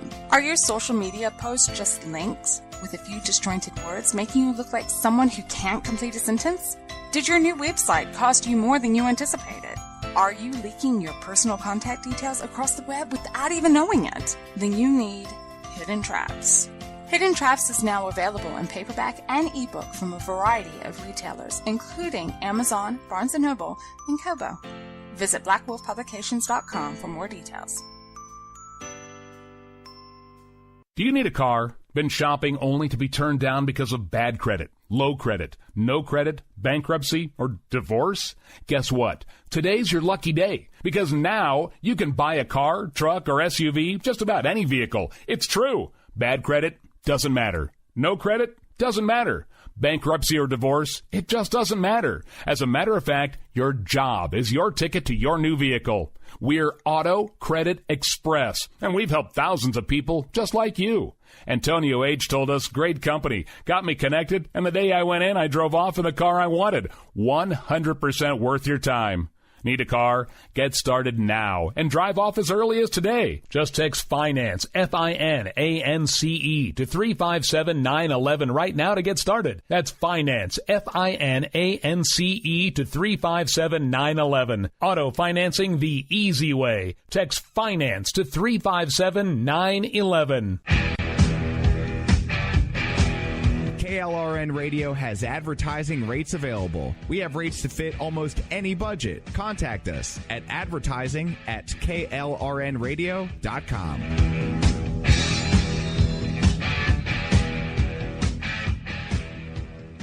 Everyone loves liberty. Our rights come from God, not the government. So why are you letting other people tell you what's best for your health care? Exercise your freedom with Liberty Health Share. Liberty Health Share is a community of people who voluntarily share one another's medical costs. Liberty Health Share is founded on the idea that most people truly want to help one another. Healthcare sharing allows members to do just that as a true community that supports one another in times of need. Liberty believes people should make decisions for themselves and their families. Members are able to take back the freedom to make their own decisions about their health care. Freedom from guilt or doubt about how your money is used. You have the freedom to direct your health care, not to be dictated to by bureaucrats. Stop letting others tell you what to do and join a community of like-minded people. Exercise your freedom. Join Liberty Health Share and take back the control of your health care while helping those around you. Call Liberty at 855-58-LIBERTY. Again, that's 855-58-LIBERTY for more information, or you can check them out at libertyhealthshare.org. Again, that's libertyhealthshare.org.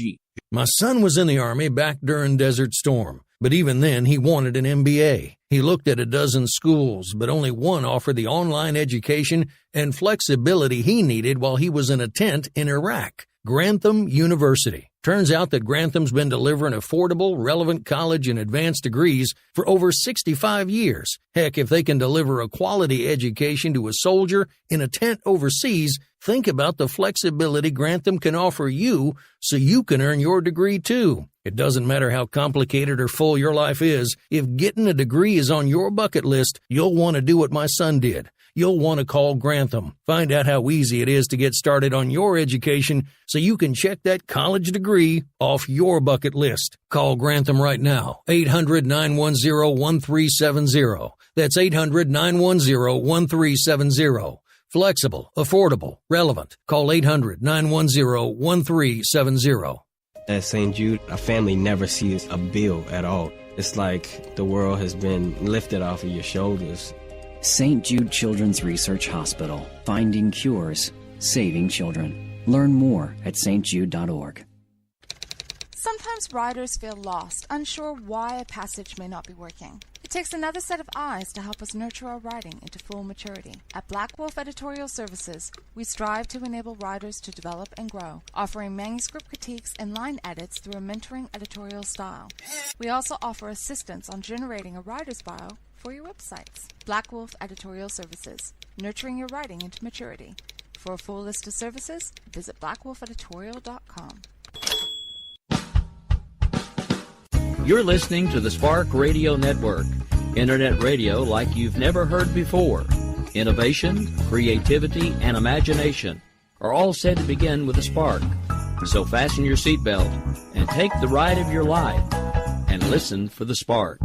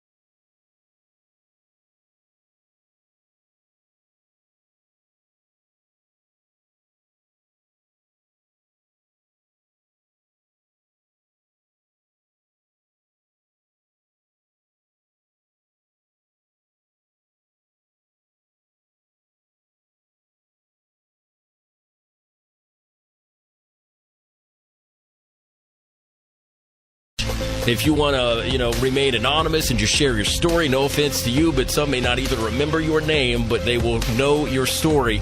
And Chris is joining me. Chris, you're calling from the UK, aren't you, brother? And you got one heck of a story as well. Yeah, right. Hey, man, how are you? I'm good, man. How about Gerald Mahoney? That kid was amazing, dude. Man, I watched that video earlier, and I cried too, brother. I had to. I warned my friends. I said, you better get some tissues out. You watch that video. If it don't put a tear in your eye, there's something wrong with you. Right, absolutely, Ben. Yeah. I got it all shared. I had to be real careful sharing all this stuff out on Facebook. Don't get them up in Facebook jail, Yeah, I bet, man. That's why I'm always like, because there's so many, and that's a great thing, because I want to encourage anybody, there are so many different pages, recovery pages that you can look at on Facebook and social media and stuff, man. And SoberWorks, what you're doing, that's an incredible tool to help people out, man. You're sharing the good word. Yeah, it all started back in 2009 when I was standing in that courtroom trying to plead guilty to a life sentence. Imagine that. Oh, man. The life sentence in Texas is 25 years, and it was for my 5th DWI in Texas. It was my 13th drunk driving charge in America. And I'd given up. I just wanted to go to prison, get it over with. Right. And instead of the judge giving me the life sentence, he wouldn't accept my guilty plea. He gave me a 3-year sober living term on probation. And I didn't even go back home. I went straight into the sober living home, and I haven't turned back ever since. Right. Wow, man. What was it? How did it stick for you, man? Was it always just sort of you were playing with it kind of thing? How did you finally put the bottle down, so to speak? Well, I started drinking at the age of 11 back in early 70s, and I started going to the program about 1979, and for 31 years I just kept bouncing in and out. And my problem is that I was trying to stay sober one day at a time, and I really didn't believe that there was a force or an entity or a power or a God idea that would do me any good. So that little bit of doubt, I might have had 99% belief and 1% doubt, and that 1% doubt is where all my relapsing occurred. Right. Finally, I had to get down to the very bottom, and it snapped right in front of the judge. When he said what he said, that he was going to give me 3 years probation instead of prison, I had a transformation right for the judge, and I couldn't even talk. Just had to hold me up, and because I knew that I'd been given grace again, and that was I'd done nothing to deserve grace. Right. If I would have been the judge that day, I'd have put me in prison. Right. That's what I thought. But I was given that gift, and I walked in there. I had 31 years of experience suffering from alcoholism and drug addiction. Plus, I had a lot of experience in the programs and behavior modification, therapeutic communities, 3 or 4 treatment centers, thousands of AA meetings and CA meetings and NA meetings. You know, and I'd even gone to counseling school, and in the middle of my internship for becoming a licensed counselor, I'd go out and smoke crack in the middle of my internship. Right. Of course, that 5 years later, in 2008, I turned 48 years old. I had $1 in my pocket, and I had insurance, and I knew I had to get up to Kerrville, Texas, where a guy named Chris Raymer was, and him and his sponsor's name was Mark Houston, and they worked at a treatment center up there, and I knew that I had to get up to those guys because they were direct descendants of Dr. Bob, and they knew how to carry the literature and talk about the real program and how it relates to our lives today. And that, I think, is one of the biggest problems we have in our program, is that our book was written a long time ago, and it was written in a language that a lot of people today, especially the young people today, don't understand. And one of my causes, or one of my missions, is to over the next year or two, we're going to be traveling around England and going to these little spots. I told you about that earlier. Yeah. But I'm going to try to be deciphering the big book for the younger folks, you know, that really don't understand what it says. You know, I've been in places to where I had to learn the big book, page by page by page by page by page for 9 months. That's all we had was the big book. In fact, we learned to read it backwards and upside down. Right. Because if I had a guy come into the house and he couldn't read, I'd say, okay, here, sit down. And I'd flip the book upside down, take my finger and run it along the words and read it to him. Right. You know, but what happened when I walked into that little sober living house, it was a non-structured house. It was like an Oxford style. Mm-hmm.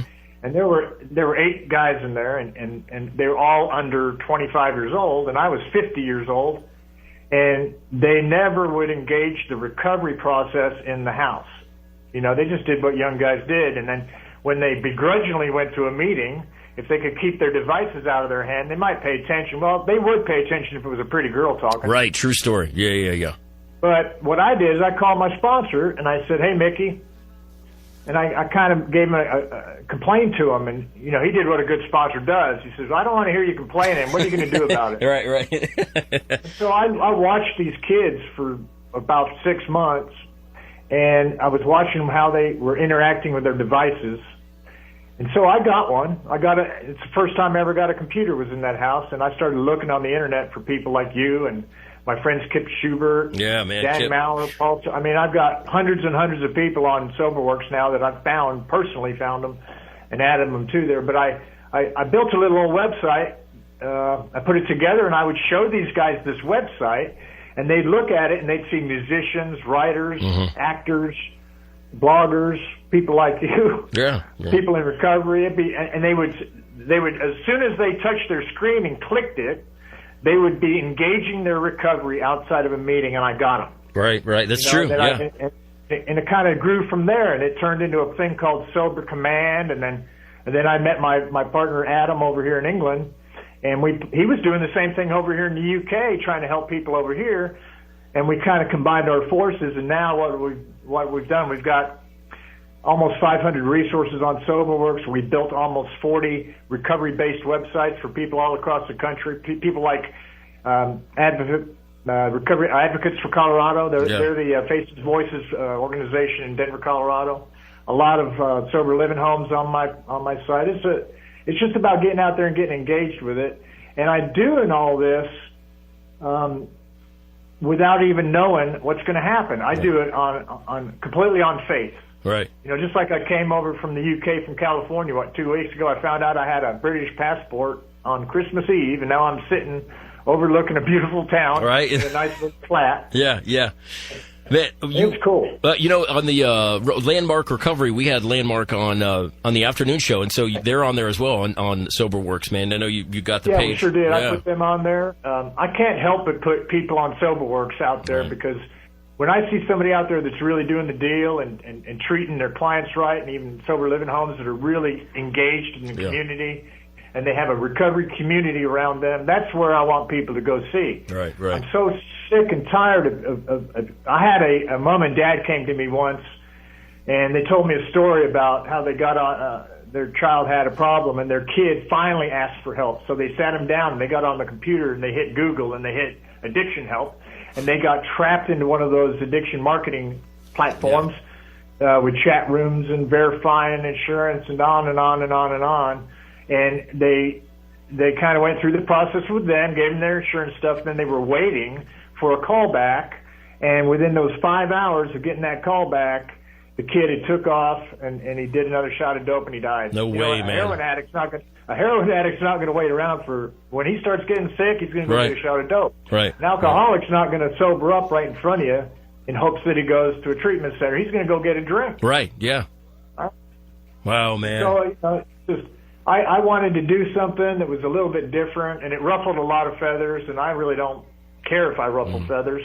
My idea is that if somebody can get a hold of somebody fast and get connected to somebody like us, then they have a chance, and then we can give them some guidance. You know, it's not 100% thing that just because you have a drug and alcohol problem, you got to get on the internet and engage one of those treatment centers. Right. You know, do you have a co-occurring disorder? Have you seen your family doctor? Have you gone and talked to a recovery counselor first?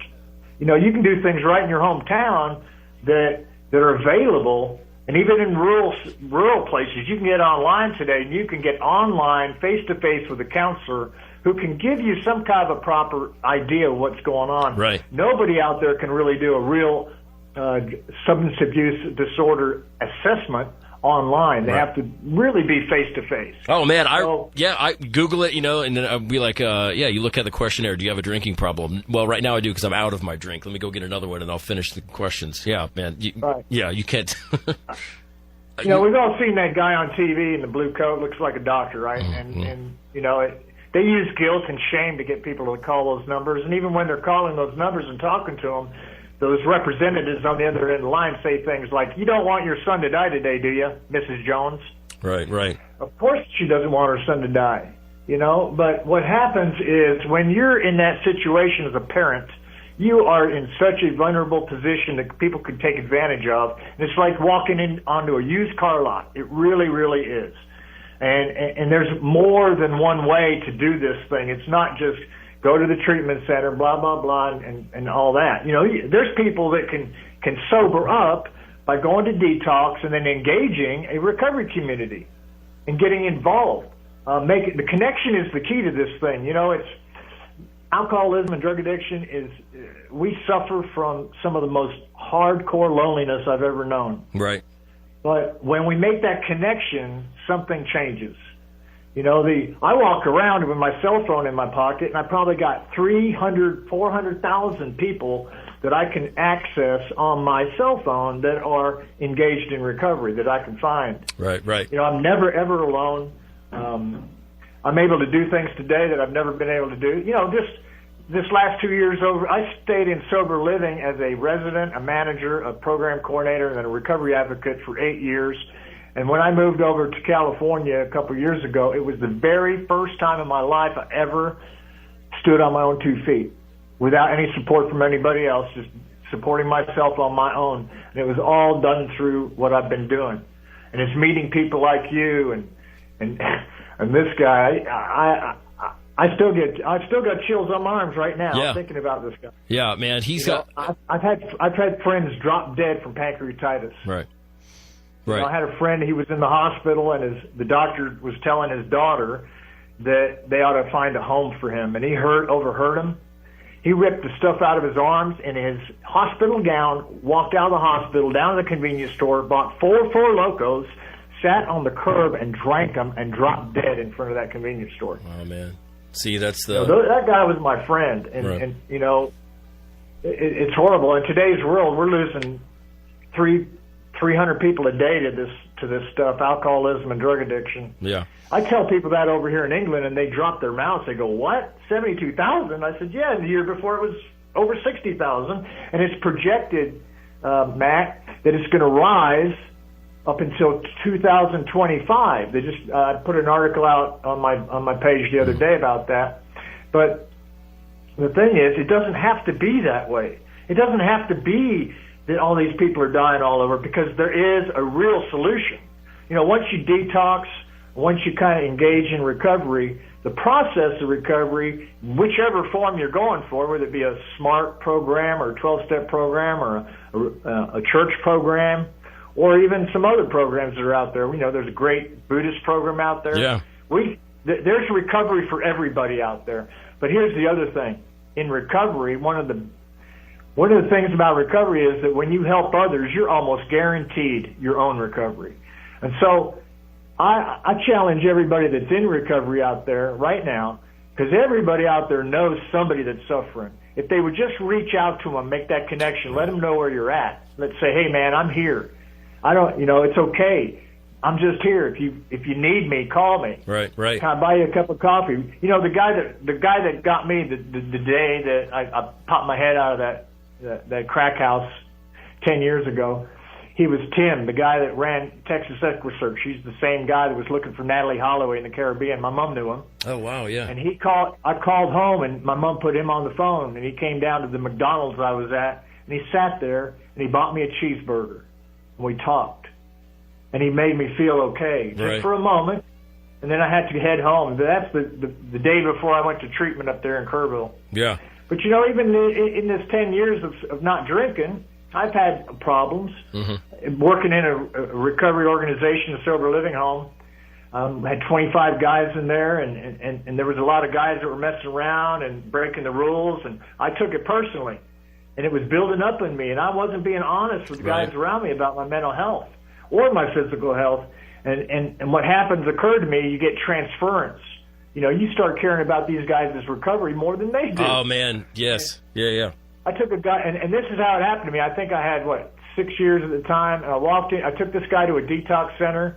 I walked him into the sick bed. He lay down on the sick bed. I took his backpack. I turned it over, and out fell a bunch of benzos for Librium.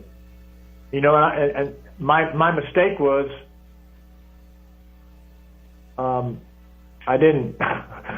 my mistake was I wasn't prepared for it. Right. My problem was that it was more of a mental problem that I was having, but I took a couple of those benzos knowing that it would give me some sense of relief.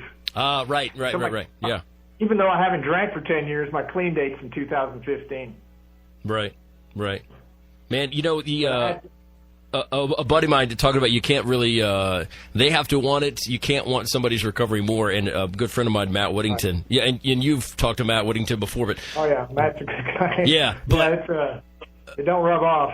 No, but I just because I can talk to him in a lot of confidence and everything, but I had to sit back just the other day and go, you know what, dude, I can't because then it starts to really affect. I don't know about you, but my well-being, man.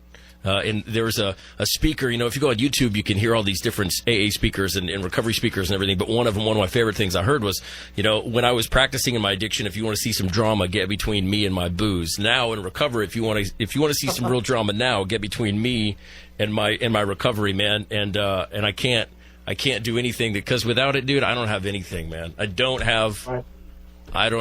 And like I've seen it. I'm the dude that lost gigs. I'm the dude that lost relationships. I'm the dude that pretty much at the end of it, man, I lost the will to live. And thank God we turned another way, man. Yeah. That 12 and 12 book that they got out there, it says, when his scorecard read less than 0, then he became willing. Right. Exactly, man. Exactly. Hey, I got to get you a copy of Matt Whittington's book, man. It's called Forgiven. I love it. It came out February 4th, and last weekend we had him on the show. We talked about it. But how you get to do things that you never thought you'd get to do, man. And like this, I never thought in a million years I'd be writing a foreword for a book. I mean, most people. Crazy? I think if I get that book over here, I'll put it on the front, the homepage of SoberWorks. We have a little ninja pop out on the very front of SoberWorks, and it's got a book in there. We got William White's book, Chasing the Dragon. I think I've got Tim Ryan in there. I've got a couple other folks in there. Maureen Cavanaugh, she's a great lady. Yeah.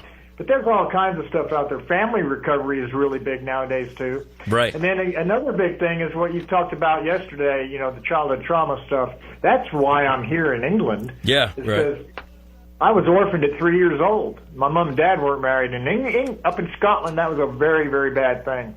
My mom put me in an orphanage when I was 3 and walked away from me, and I remember that day. And that day is when something inside of me broke. And in all those years I was in AA and all the other programs I was in, no one was really able to identify it and be able to deal with it. It wasn't until that problem I had in 2015 that I really got honest with the psychiatrist and told him the whole story. When I was telling him about this abandonment thing, he said, "I want to stop right there." And he said, "Do you know what reactive attachment disorder is?" And I said, "Nope." And he said, "Well, that's when you take a little baby away from their parents, or something happens traumatically to them. It affects their entire life." And today we're just now, getting into that adverse childhood. I forget. Adverse childhood experience. Yeah. Right, and trauma-informed care is very, very important for alcoholics and drug addicts, because every single one of us has some trauma in our past. Right. And when we took that very first single drug, what happened to us is it replaced something in us that nothing else would give us. When I take a drinking drug, I get such a sense of relief. It's like a pressure cooker just letting off the steam. And one of my sponsors told me, "Chris, if you don't get sense of ease and comfort in your recovery, you're going to go get some sense of relief and comfort in your disease." Right. It's one or the other. There's no in between. I'm one of them hardcore dudes. Now, in today's world, these young guys and the young gals, they're getting hooked into all this stuff at an early age. Back when they wrote the material and the literature for the program, most of the young guys there were considered to be 35, 40 years old. Mm-hmm. And they were kind of hardened by that time. But these kids today, I've met heroin addicts that are 12 years old. Right. And it's horrible. Right. And even some of these cats that I'll meet, and they're like 19. And, or heck, I know a guy that's running a place out here in Oklahoma City, dude. Amazing things. James Patterson, with Specialized Outpatient Services. But that dude was able to kick it, at 19 years old, man. Let's get him on somewhere.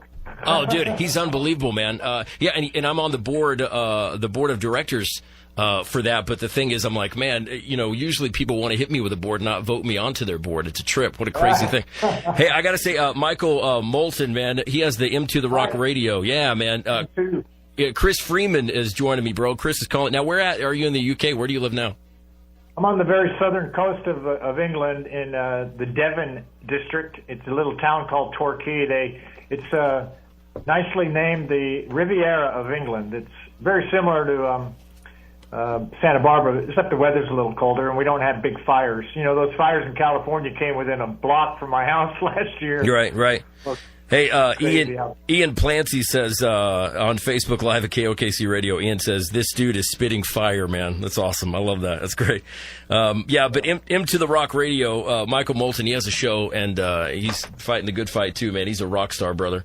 He sure does. Hey, Matt Whittington is on. Hey, Matt, can you hear us?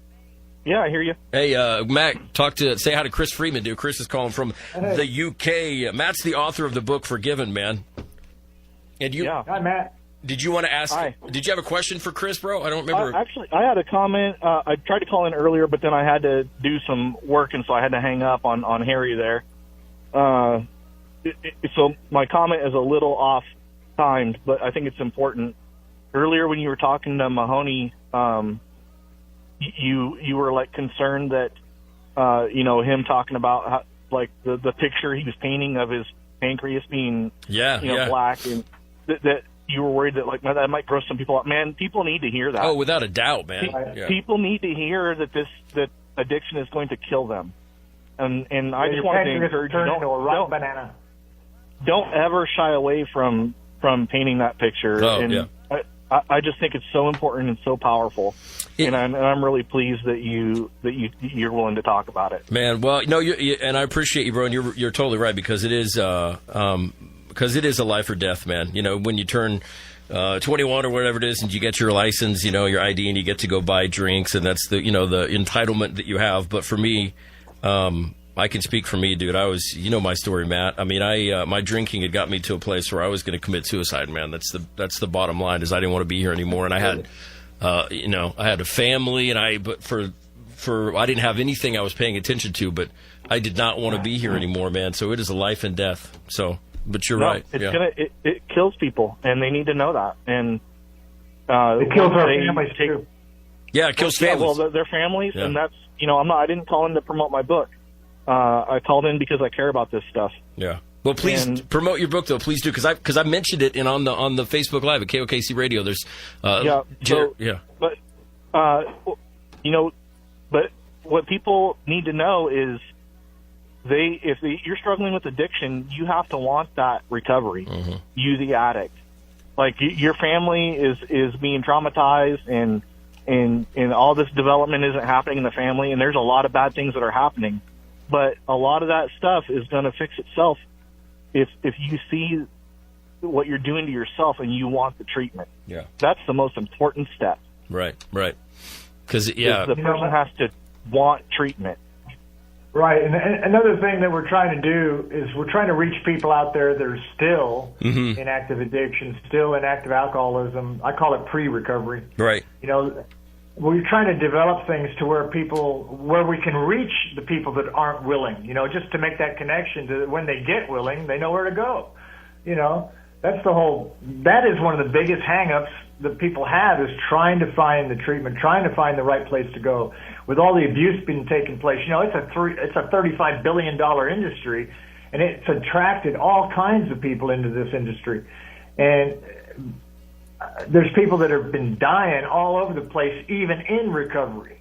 Yeah, because of the abuse that's taking place. Right, and we during the afternoon show during the week, man, we talk about it and all that stuff. But you have, I have become quite anti-pharmaceutical, and you and I have talked about it, dude. And you have some serious knowledge on the whole topic. But you and I discussed on the phone one time, Chris Freeman, that you have companies like Purdue that make the prescribed, they make the opioids, but then they make them something to help with the coming off. They got it on both sides. Right, so you're making money in the front and in the back. And I kind of believe that I'm one of them conspiracy nuts, right? The Mexican cartels, that's probably one of the most financially set corporations on the face of the planet. And they hire people. They pay people hundreds of thousands of dollars a year to study markets. Right. When a death rate goes down in Chicago, they know that they need to ship more dope up there, so they bring the death rate back up. They know they're killing us. The Chinese manufacturers of fentanyl, they know that they're killing us, and they keep doing it. And why? What a better way to kill a bunch of people in America. Right. It's a different way. I call it terrorism. And they're using powder, but not lead. Right. Yeah. And if you're listening and you got Netflix, man, watch the show. I think it's called Dope or something. I mean, there's so many documentaries on there. Yeah. But there's drug dealers. They have their faces covered, man, and they remain anonymous. They alter their voice, and they know damn well that selling these things are killing people, but they do it anyway. Right. Yeah. If a mosquito came to America and started killing people, they'd stop flying airplanes. They'd stop the travel from city to city. They'd shut down America to get that mosquito if it killed 72,000 people. Yeah. Crazy. Hey, Matt, I'm going to read some out of the book and stuff too, man. But why don't you plug? It's on Amazon. You can get it. The book's called Forgiven. And okay. Because the book's called Forgiven. It's available on Amazon in paperback and Kindle. You can get it on Kindle for $5 and paperback for $50. And Chris mentioned wanting some copies. That's probably the best way to go. I could get him copies if he wanted, but it would take much longer for him to get there than if Amazon just shipped them. Right? Yeah. And I'll put up. Hey, Mac, I'll put up $50 for scholarships for those books. I'll sponsor 10 books. Oh wow, that's unbelievable, man. You ask me for a book, I'll get 10 of them away. I'll send you $50. So I'm glad you brought that up. So the most important thing to me is helping people. Yeah. My primary focus at this point in the early stages is helping some child advocacy. And if I sell enough books, I'm going to start scholarshiping recovery outright. That's going to take a lot of book sales because recovery is not cheap. Right. And, but I want to do it. That's my goal. So anybody that's out there listening, if you buy the book Forgiven on Amazon, every nickel goes to other causes. It doesn't go to my pocket. Right.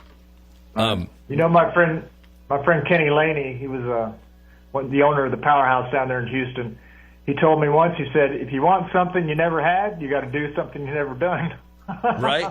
Hey, it took me a long time to understand what he was talking about, but when you do something you never done, it's usually something that someone shows you how to do. That's the other thing about us. People have to show how to do this. We can't just tell people how to do it. We got to actually show them.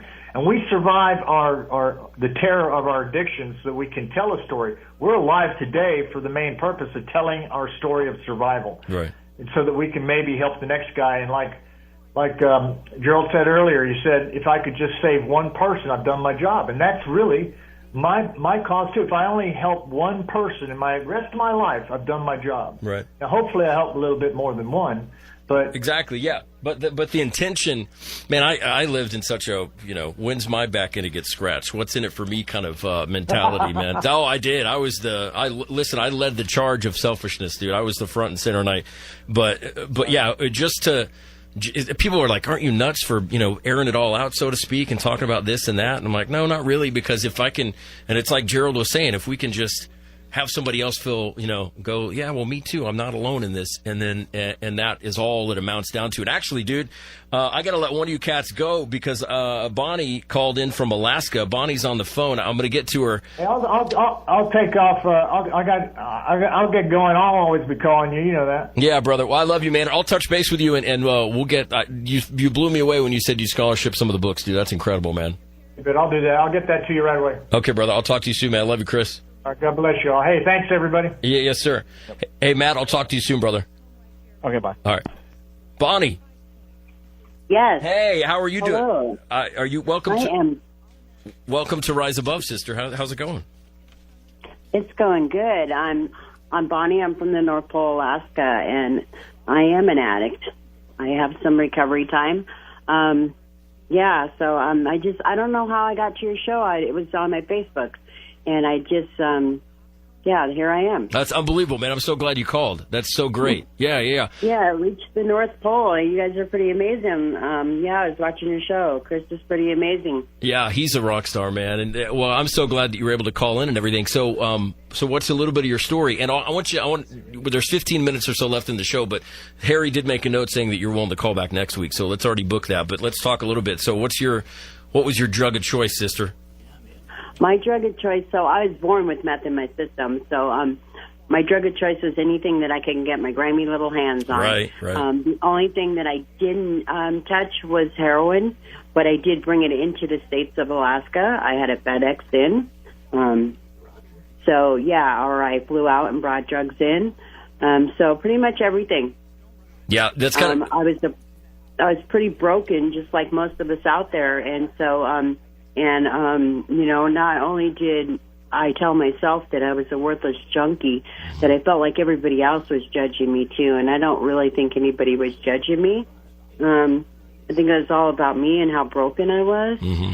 And I was arrested in a dumpster at 40 Below, and that was the turning point for me. I was shopping out of the dumps. That's where I was eating from. And when I went to jail and I was arrested for, I had a controlled buy made on me, and it was probably the best thing that ever happened to me. It changed my whole life. I actually had left children behind, a 4 and 6 year old behind, and so 23 years went by, and I was arrested. And thank God that they had church and they had meetings in their. As you can hear, I still get choked up about it. No, man, it's great. Yeah.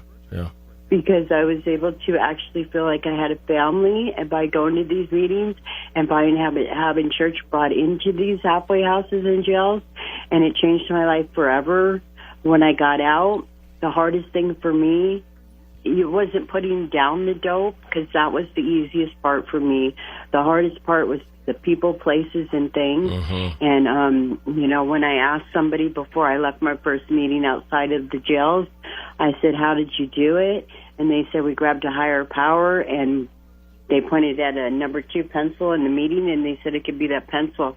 And I looked up at them with tears, and I said, well, I don't even know how to use that pencil, so how could that be my higher power? Right. And somebody came up to me, and they said, you should check out the North Pole Worship Center, and I did. Wow, and today I have been clean since 7/3/15, And today I do speak in our churches, our detox centers, and I speak to the beginning of social work, and I am on the board of our local soup kitchen, and I am a worker. I am a part of this community here, and I do good things, and I feel good. The blessings of recovery. I got to meet my children, spend Christmas with them for the first time, and the blessings of recovery. Right. Man, and so you're living a life now that wasn't even fathomable, huh? It wasn't. I drive a new car. I share my experience, strength, and hope everywhere, anywhere that I can. I'm in so many recovery sites I can't even keep up. Right. I have women reaching out to me that we used to put needles in our arms together. Right. Reaching out to me saying, "How'd you do this, Bonnie?" I'm like, "Well, this is how I did it." Man, that's the great thing about it, right there. Yeah. Yeah, and I just thought that I just wanted to so I did a testimony. Bonnie Blades' testimony. It's on YouTube, and in that testimony, I was watching it the other day, and I said that I just wanted to be able to help one person. Well, I have done that. Yeah. I know that I have done that. I sponsor other women, even though I haven't done all the steps. I've been one busy girl. I had to learn to read, write, do math, and graduate culinary school, and I'm doing it. I'm living an amazing life, but most of all, I had to work through all the baggage, all the molestations, all the rapes, everything I had ever been through. I had to work through all that. Yeah, and I'm glad you mentioned that because I was going to ask you how hard, and it's ongoing. I know, man, I do it myself, but we constantly have to work on forgiving ourselves for all the things, don't we? We do. We do. Each and every day something new seems to pop up, and we have to work through that. We have to get out of our comfort zone and into an uncomfort zone and deal with it. Because, by having all that baggage and you can't fit it through the door, I have been able to get rid of most of that baggage. I still have things that pop up, but I couldn't do it without taking these suggestions from everyone around the world and dealing with all those traumas and dealing with all that stuff. Yeah. Bonnie... And for me, God has been in my life, and He's been doing amazing things, and that's part of my routine. Part of my recovery is God, and it is the rooms. Yeah, man, it has to be. Bonnie joins us on Rise Above Radio from the North Pole. Bonnie, I'm glad that you called. And we're going to have you on next week, man. I'm going to hold you to it. I'm stoked that you're able to get wind of the show being shared out and stuff, and this is what it's all about. But the book that I had the author on, his name is Matt Whittington, but it's called Forgiven, and what it... on the forward, man, I wrote, he was raised by an alcoholic mother. And so the book is about him learning how to forgive her, understanding addiction, and then also forgiving himself for all the resentment, animosity, all kinds of stuff, man. It's a powerful book. I would go to Amazon. That sounds powerful. Yeah. You know what? I'm going to have to purchase that because I had to forgive my mother when I first went to my pastor, so he counseled me, and I said I hated that F&B, and he's like, "Oh, yeah, you have to." Today, even though my mother did the most horrible things. I left my kids because my mother. I found her in bed with my husband. That was the last straw, and I walked out, and I never turned around. I came to North Pole, Alaska, and started cooking drugs. And today, I just wish I could find her and hug her and say I love her, and I'm so sorry she was lost in that disease, and I'm so. I'm so sorry for all the hate, whatever happened, because I know that something had to have happened to make her like that. Is she? And I just want to love her, and I can't find her, and I wish I could. Well, maybe we can try to find her, man. Maybe we can. Maybe that would be the next step that this show is going to be used for, is to help find your mom, That would be so awesome. I believe in it. I'm not a pastor or anything like that, but I believe in a God that moves mountains and makes miracles happen. So we're going to try it, dude. That's going to be our mission. Me too. Hey, I wanted to read real fast out of the book Forgiven, because on the forward part I wrote about being a dad and everything. Down here it says, I always wanted to be a dad, but this particular time in my life, I felt like I was falling very short of that deserving title. The intention was there, but the execution was not. Sure, I would watch the Disney movies and wear a tiara during tea parties, but a drink was always near. and I'm singing Frozen songs at the top of my lungs while walking to the kitchen to pour something else on the ice rattling in my rocks glass. As much as I didn't want it to be, that was an often occurrence, and the guilt tore me up inside. Most of my adult life, I've been associated drinking with having fun, and here I was trying to incorporate that idea into daddy-daughter time. And that's exactly, for me, that's exactly what I was doing, man. I thought, well, we're at home, and I'm watching a movie that she wants to watch, and God forbid, if anything would have happened to that kid, I would have been too intoxicated to really even be able to do anything. And right now, like you were saying, by a God more amazing than our understanding, man, I don't have to drink today. I don't have to live that way anymore. Yes. And if anyone's out there listening, every minute, every second that you don't get with your children, you don't ever get that back. Take that from someone that won't ever get that back. Yeah. You know, I missed out on a lot, but today I get that. Yeah.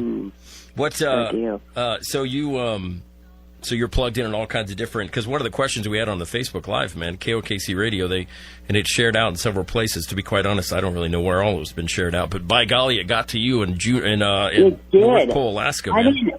I'm in every recovery site, Chicago Hope Dealers, I M2, Long Haul, Inside Out, Recovering from the Inside Out, Fight Club. You name it, this girl's in it. Beautiful Girls in Recovery, 907, Never Alone. You name it, I'm there. Right. How important is it? How important is it for you, Bonnie, in North Pole, to be plugged in with all those things and to work a community to help and work a community and be a PR chairperson of the community? Yeah. For my, it's very important. Yeah. Very important. Every step I take today. I just feel I totally lost train of thought. It's very important. Yeah, well, the community helps you remain, clean and sober and stuff. I have to be surrounded by people with like-minded, goals This community, we live in an amazing community. We all live in an amazing community. For me, people used to hug tight, so I'd walk into a grocery store, and I remember a lady holding her child. She pulled her child close to her, and like if I was some kind of bad person, and I was a terrible person, but I remember that hurt me so much. But when I said, Bonnie Blades wants to get clean and sober, do you know how many people reached out to me? And nobody gave me anything for free. They said things like, you're amazing, you got this, you can do this another week. And I was like, okay, I can do this, I got this another week. And my legs would hurt so bad from trying and just learning how to do everything. And I felt like I was so behind. And by just the amazing community helping me out, here I am today with over 3.5 years clean and sober. And that's unbelievable, man. So what's your rebirth day, as we call it? 7/3/15. Wow, it's unbelievable. And you're going to be able to join us next week. I'll be in touch with you, too. I got your number. I will. I'm going to bug you and shoot you a text and make sure you can come on the show, man, because it's an unbelievable story. A lot of people are checking in on the Facebook Live, too. Let's see. Chris Freeman says, hey, and Matt Whittington, the author of the book Forgiven. Matt says, oh, my God, it's more important or more apparent now than ever that the message is important. Absolutely, man. Yes. Bonnie, thank you for calling in and listening to Rise Above Radio, man. I'm floored that you were able to, and hopefully we'll talk to you again next Saturday. Okay, yes. All right, we'll talk to you. Great, thank you for having me. Yeah, thank you very much. Out of the North Pole, Harry, what about that? That's crazy. I know, man, that's 10 crazy. Yeah. Super bananas. What is 10 crazy? Does that mean like on a scale of 1 to 10, the craziness? 10. Okay. That's 10 crazy. Could you say legit? Somebody said the other day, like, that is legit. Like for legit, and I was like, I don't know what that means. I mean, I know it's kind of like when you say real talk. This is real talk. Like, what is it? Fake talk? I mean, to me, like real talk is always real talk. All right, enjoy this song, man. It's called "Fear" by Blue October. Have an awesome weekend. We rise and recover. Feeling I don't understand, holding me down. So rain on me, underwater, all I am, getting harder anyway, carry around. Today, I don't have to fall apart. I don't have to let the damage consume me. My shadows see through me, 'cause fear in itself will reel you in and spit you out over and over again. Believe in yourself and you will walk. Now fear in itself will use you up and break you down like you were never enough. Yeah, I used to fall, now I get back up. I'm up here, I'm looking at the way down there, and I'm staring through the I don't care. It's staring back at me. Yeah. The beauty is, I'm learning how to face my beats, starting now to find some peace. Oh, and set myself free. Yeah. Today, I don't have to fall apart. I don't have to let the damage consume me and my shadows see through me, 'cause KOKC, Oklahoma City. a Tyler media station reaching over 1 million Oklahomans every week. 95.3 FM and 1520 AM. Illinois Attack, The Border Wall.